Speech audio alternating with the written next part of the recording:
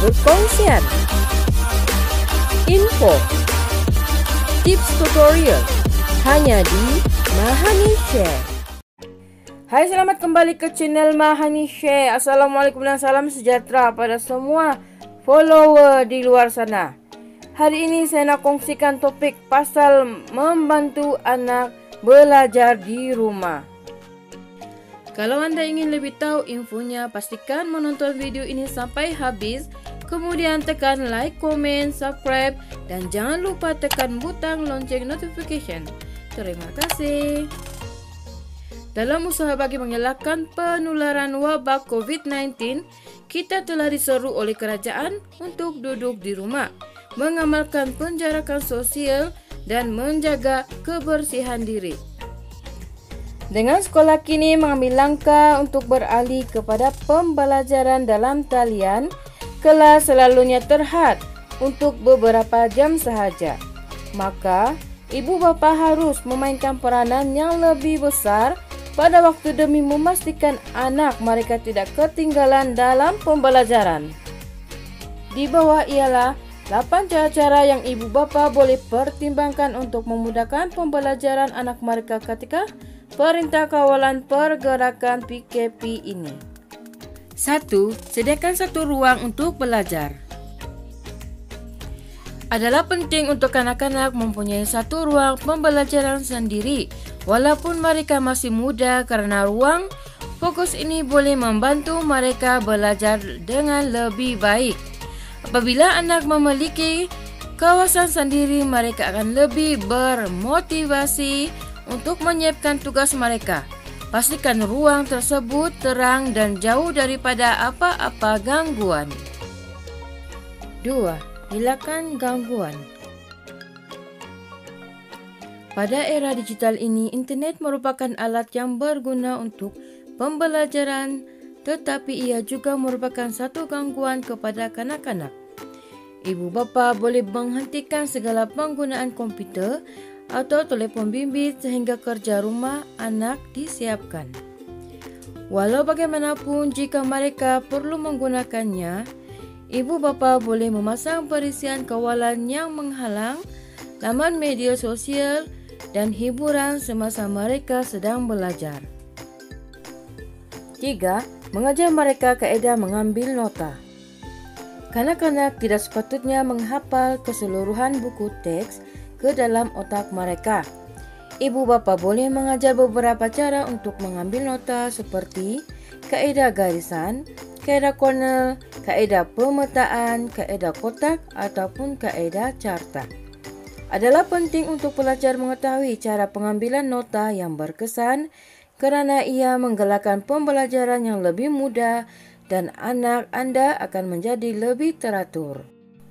Highlighter berwarna-warni juga merupakan alat tulis yang menyempurnakan bagi anak anda. Sekiranya tabiat tersebut dibiasakan semasa kecil, ia akan banyak membantu anak anda ketika di universiti. 4. Tetapkan jadual belajar. Dengan menetapkan jadual belajar, anak anda akan lebih konsisten dan cekap dalam pembelajarannya. Ini juga membenarkan anak anda menjejaki kemajuan mereka, terutamanya apabila peperiksaan sudah berhampiran. Sudah tentulah jadual ini tidak perlu mengikut waktu persekolahan. Memandangkan kuarantin di rumah boleh menjadikan mereka tertekan, anda boleh memberi mereka lebih kelonggaran dalam waktu belajar mereka. Mungkin 4 jam pada waktu pagi dan 2 jam pada waktu petang atau malam, dan lebih bagi mereka yang menduduki peperiksaan penting tahun ini. Anda boleh menetapkan jadual belajar ketika anak anda masih muda atau melatih mereka untuk melakukan sendiri. Biar mereka sendiri memilih topik dan subjek untuk dikaji setiap hari sehingga tarik dihantar sesuatu kerja rumah atau peperiksaan. Ingat untuk memberikan waktu rehat antara 15 hingga 20 minit. 5. Bantu mereka menjadi lebih teratur.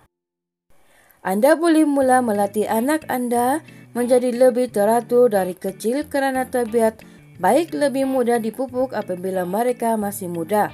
Oleh sebab anak Anda akan mempunyai kerja rumah, peperiksaan, projek dan aktiviti kokurikulum, mereka boleh bermula untuk mengadakan rekod jadual tersendiri.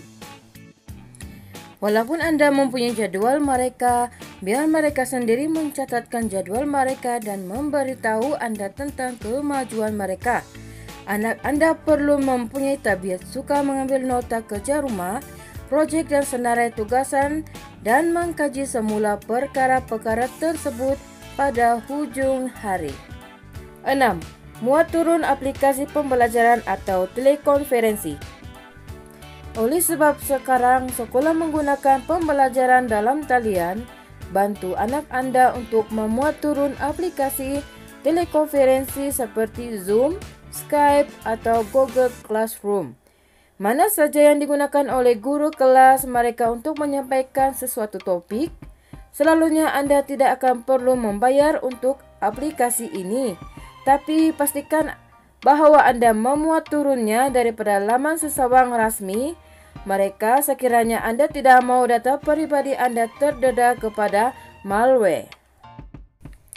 Bagi pelajar yang mengikuti sukatan pelajaran kebangsaan, Anda juga boleh memperkenalkan laman sesawang seperti pencil.my dan Fokus A kepada anak Anda supaya mereka boleh belajar dan membuat latihan dalam talian. Edu Review juga bakal melancarkan portal e-tuition PKP ini di mana anak Anda boleh mendapat akses kepada contoh kertas peperiksaan secara percuma. 6. Galakkan anak Anda untuk mewujudkan kumpulan belajar. Dengan adanya kumpulan untuk belajar bersama-sama, anak Anda akan mempunyai sesi pengajian yang lebih menarik. Ya, sudah tentu Anda perlu membiarkan anak Anda belajar sendiri, tetapi kumpulan belajar juga berfaedah buat anak Anda terutamanya dalam tempoh PKP ini. Pastinya mereka akan merindui rakan sekolah mereka. Tambahan lagi apabila anak Anda belajar secara berkumpulan, mereka boleh saling membantu antara satu sama lain. Jika mereka sukar memahami sesuatu topik, oleh itu mereka akan dapat menyiapkan kerja sekolah dan projek dengan lebih cepat. 8. Berikan mereka ganjaran.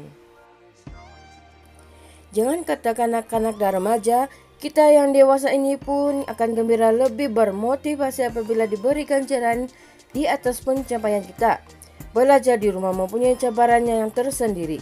Jadi, anak Anda berjaya mengekal fokus mereka selama beberapa jam untuk belajar. Berikanlah mereka sedikit ganjaran.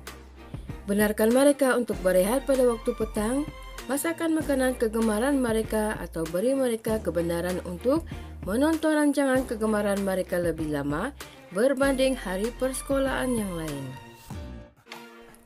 Memandangkan ada ibu bapa yang harus bekerja dari rumah, kami juga faham kadang-kalanya ia meletihkan untuk membuat kerja pejabat dan kerja rumah sambil memantau anak-anak belajar.